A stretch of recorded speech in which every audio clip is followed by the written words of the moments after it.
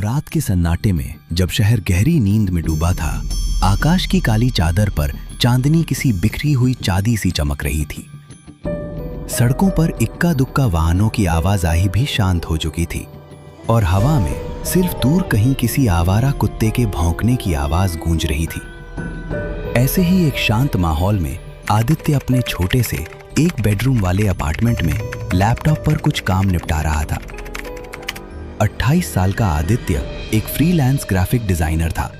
उसका जीवन शांत, नीरस और अनुमानित था।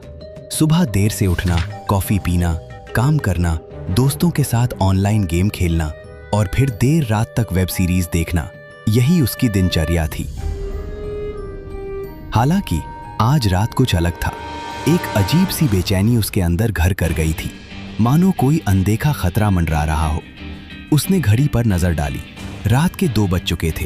काम लगभग खत्म होने वाला था। तभी उसके फोन की स्क्रीन चमक उठी।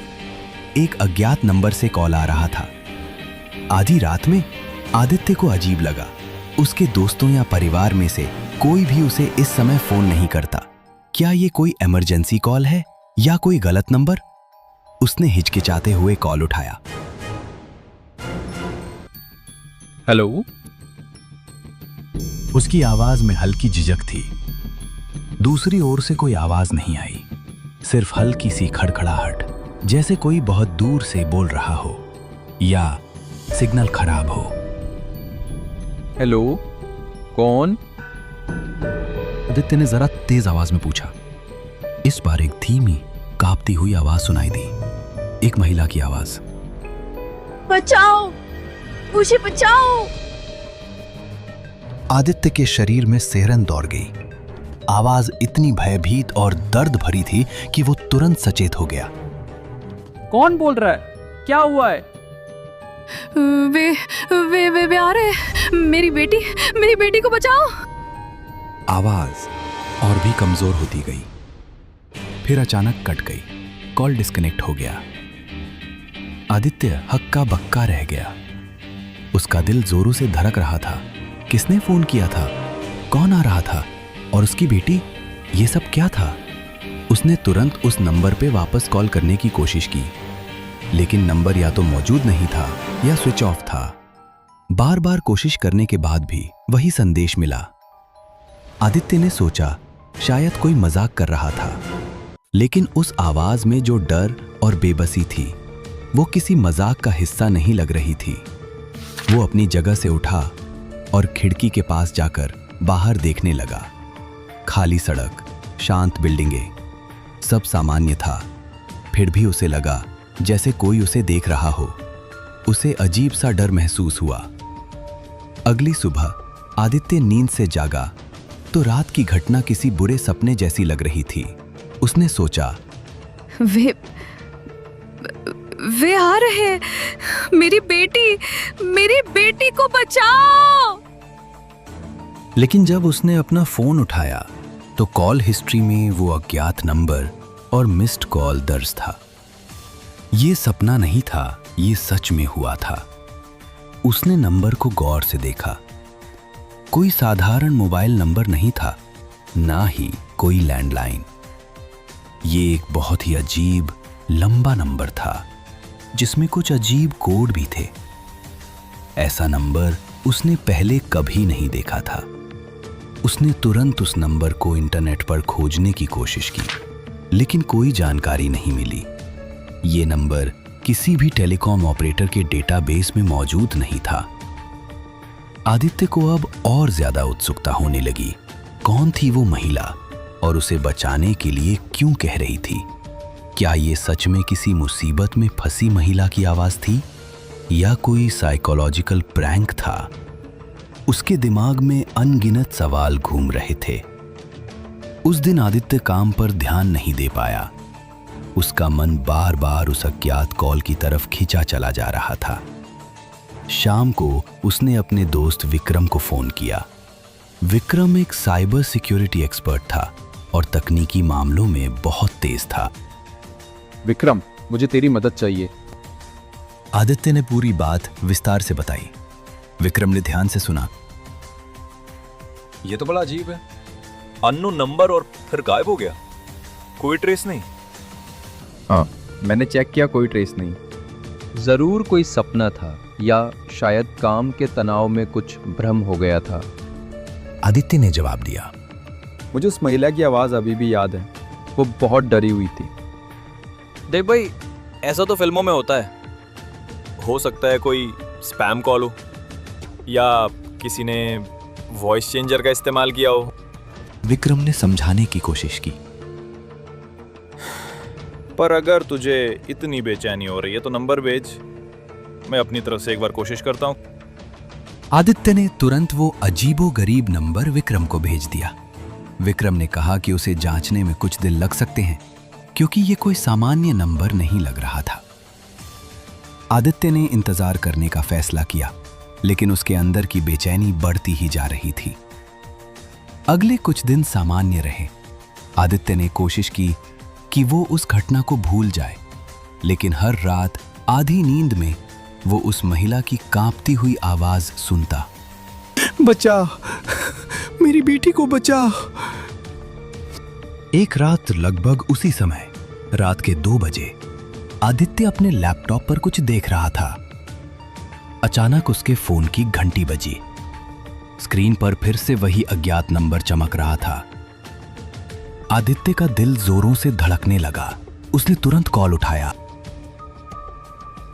हेलो। इस बार आवाज ज्यादा साफ थी, लेकिन फिर भी कमजोर और हाफती हुई।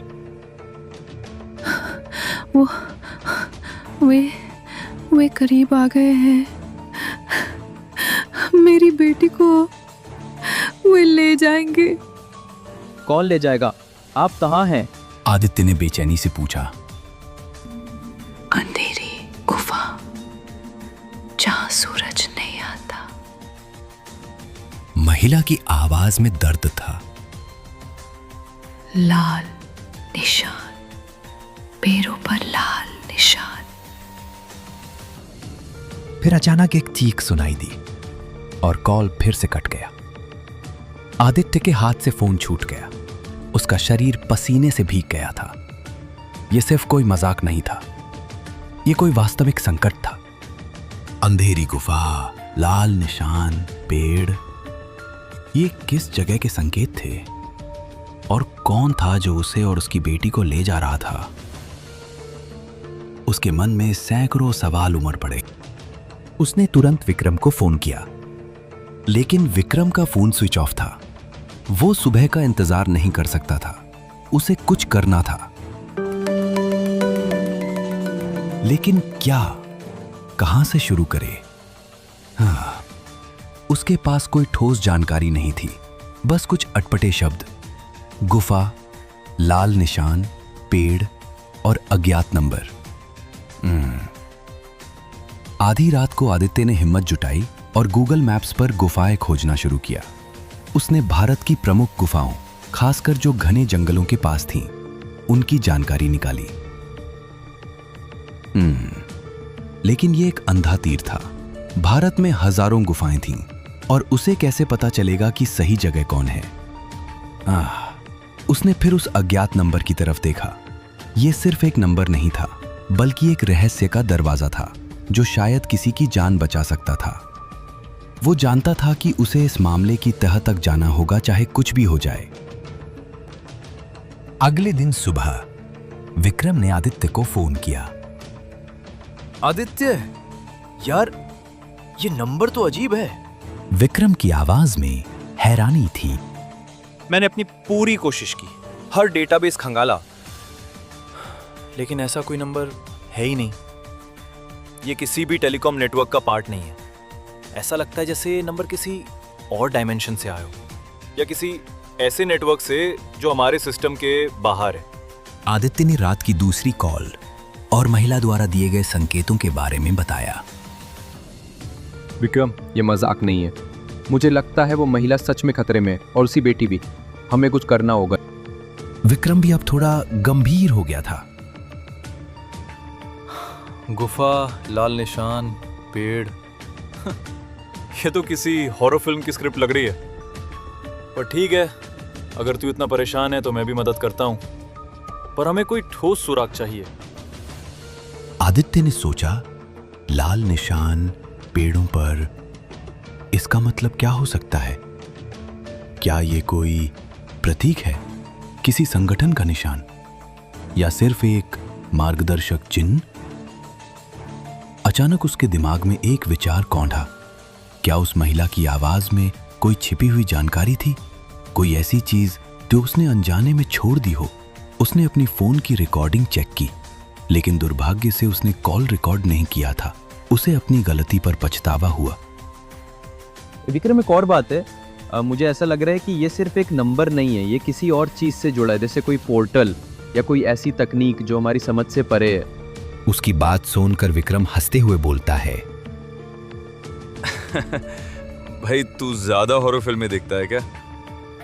पर ठीक है, मैं इस नंबर पे और रिसर्च करता हूँ, शायद कोई और सुराग मिल जाए। आदित्य ने दिन भर इंटरनेट पर रहस्यमयी गुफाओं, अजीब निशानों और लापता लोगों की कहानियां खंगालना शुरू किया। उसे एक वेबसाइट मिली जो भारत की अनसुलझी पहेलियों और अलौकिक घटनाओं पर केंद्रित थी। उसने उस वेबसाइट पर गुफा, लाल निशान जैसे कीवर्ड सर्च किए। कुछ देर बाद उसे एक पुरानी पोस्ट मिली। पोस्ट में एक कहानी थी, एक खोई हुई जनजाति की जो सदियों पहले एक अज्ञात बीमारी या किसी अलौकिक शक्ति के कारण गायब हो गई थी। पोस्ट में एक अंधेरी गुफा का जिक्र था जिसके प्रवेश द्वार पर लाल रंग के अजीबोगरीब निशान बने हुए थे।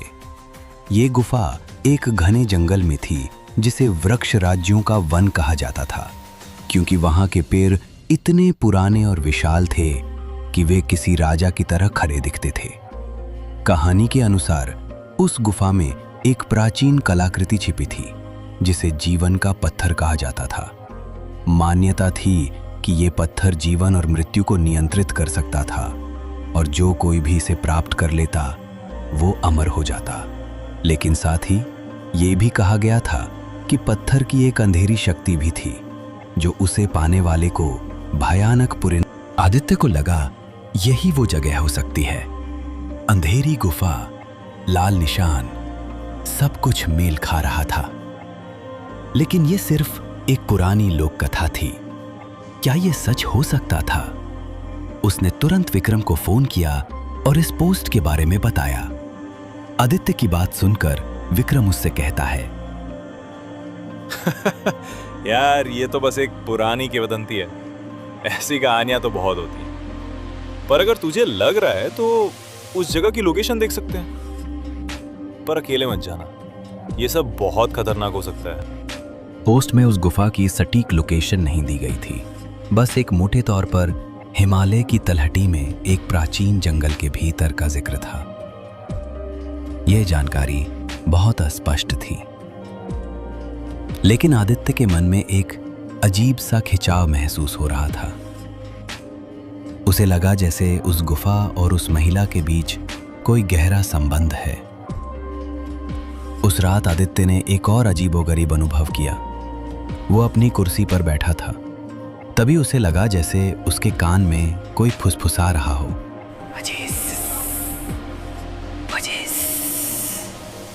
आवाज इतनी धीमी थी कि वो समझ नहीं पाया कि क्या कहा जा रहा था, लेकिन वो महसूस कर सकता था कि वो आवाज किसी महिला की थी।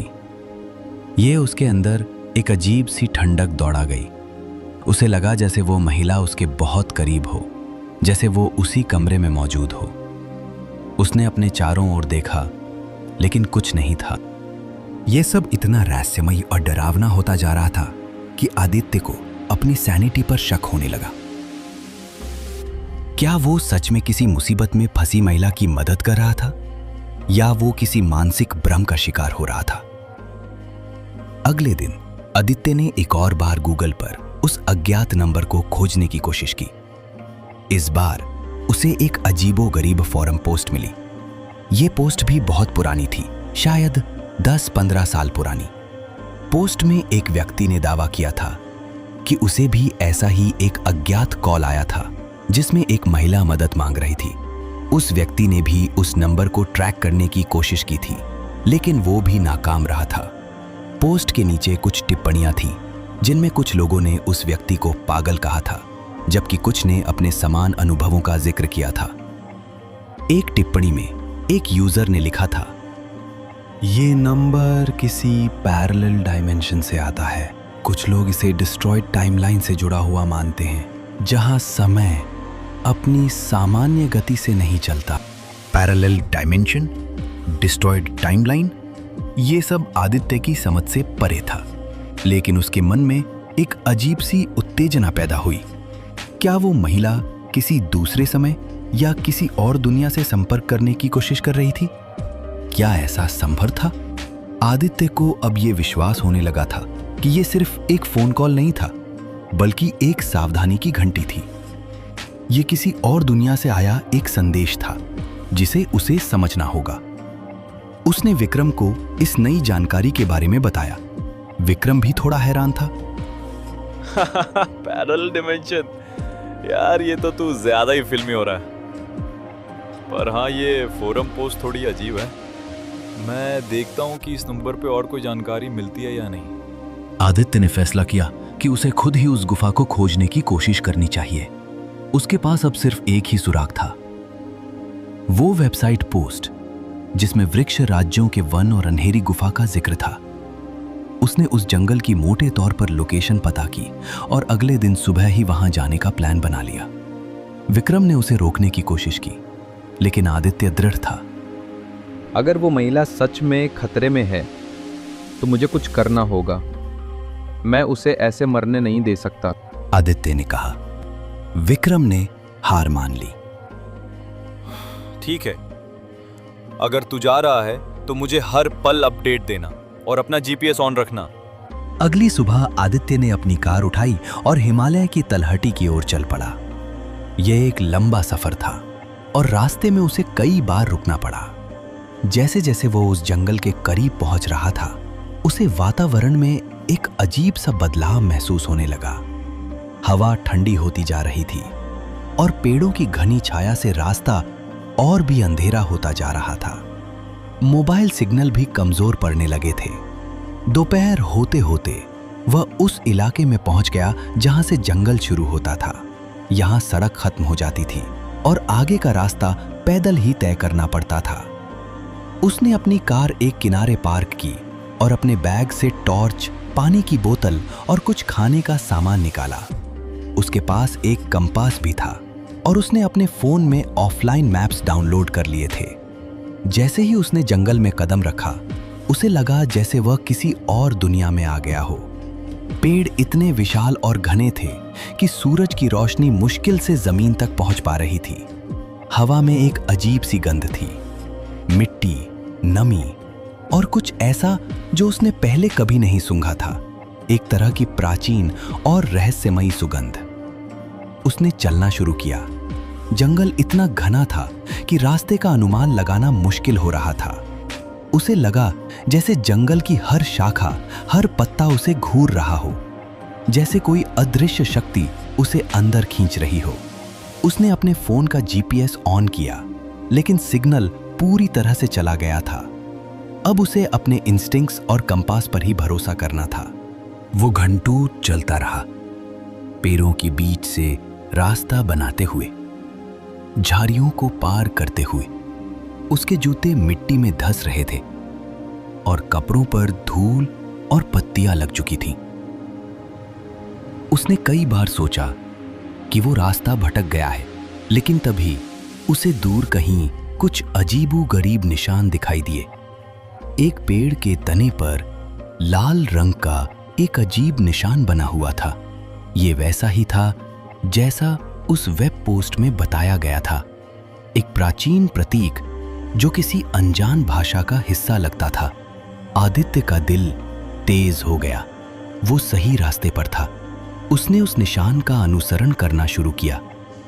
एक निशान से दूसरे निशान तक पहुंचते पहुंचते वो और भी गहरे जंगल में पहुंच गया। पेड़ों की ऊंचाई इतनी ज्यादा थी कि आसमान दिखना बंद हो गया था। अब दिन में भी रात जैसा अंधेरा छाया हुआ था। उसने टॉर्च जलाई और उसकी रोशनी में वो आगे बढ़ने लगा। फिर अचानक पेड़ों के बीच से उसे कुछ दिखाई दिया। एक विशाल चट्टान जिसके बीच में एक अंधेरा प्रवेश द्वार था। ये वही गुफा थी जिसके बारे में उसने पढ़ा था। गुफा के प्रवेश द्वार के ठीक ऊपर चट्टान पर वही लाल निशान कई जगहों पर खुदे हुए थे। ये सब कुछ वैसा ही था जैसा पोस्ट में लिखा था। आदित्य गुफा के पास पहुंचा।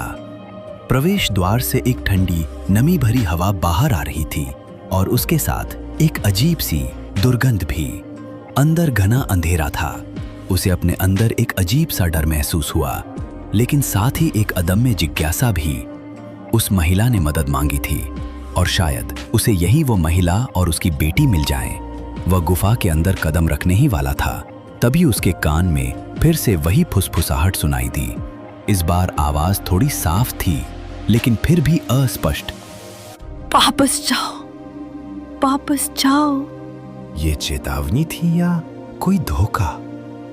आदित्य एक पल के लिए रुक गया। क्या ये महिला की आवाज थी या किसी और की?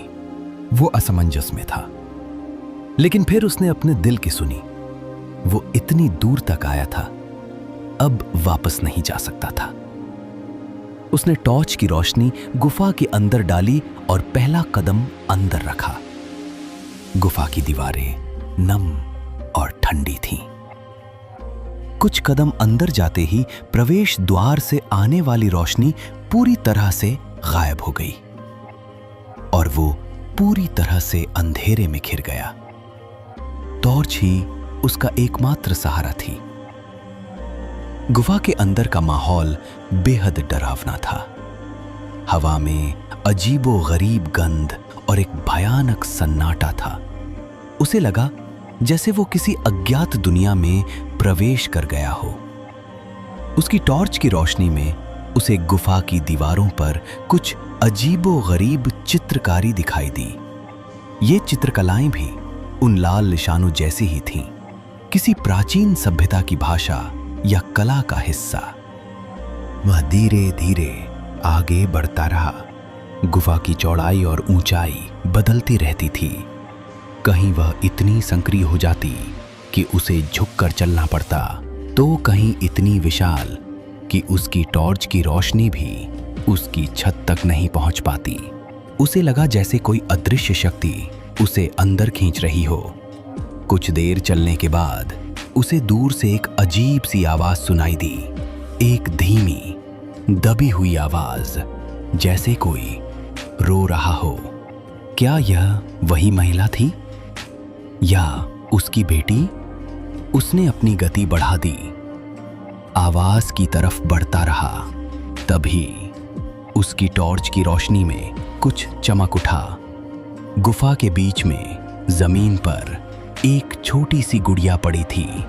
वह एक पुरानी कपड़े की गुड़िया थी जो देखने में मासूम लगती थी, लेकिन उस पर खून के कुछ धब्बे लगे थे। यह गुड़िया उसी महिला की बेटी की हो सकती थी। आदित्य ने गुड़िया उठाई। वह हल्की सी कांप रही थी। तभी उसके पीछे से एक ठंडी हवा गुजरी और उसे लगा जैसे कोई उसके कंधे पर हाथ रख रहा हो।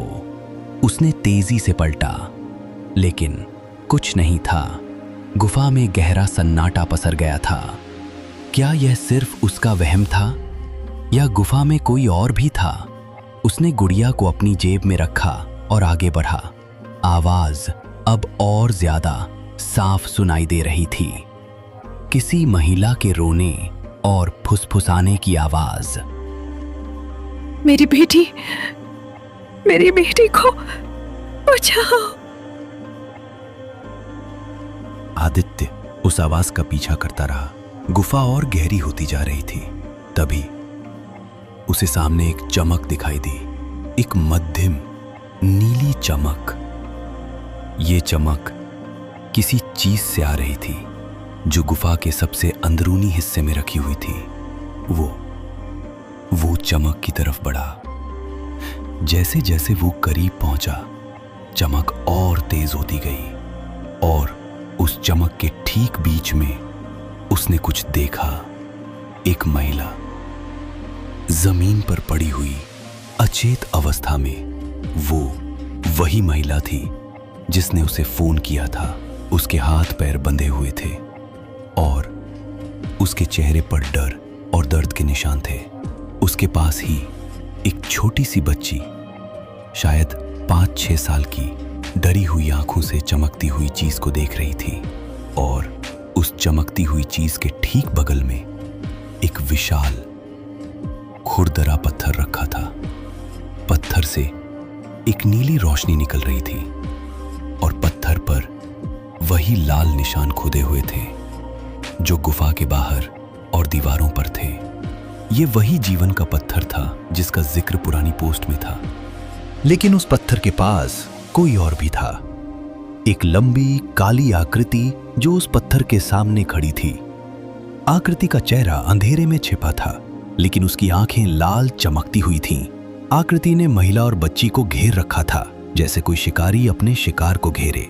ये वो भयानक शक्ति थी जिसके बारे में किंवदंती में बताया गया था। आदित्य का दिल तेज हो गया। वो जानता था कि उसे अब उस महिला और उसकी बेटी को बचाना होगा, लेकिन कैसे? वो अकेला था और सामने एक अज्ञात अलौकिक खतरा था। अगले भाग में क्या आदित्य उस अलौकिक शक्ति का सामना कर पाएगा? क्या वो महिला और उसकी बेटी को बचा पाएगा? और उस जीवन के पत्थर का रहस्य क्या है जो उन्हें इस अंधेरी गुफा तक ले आया?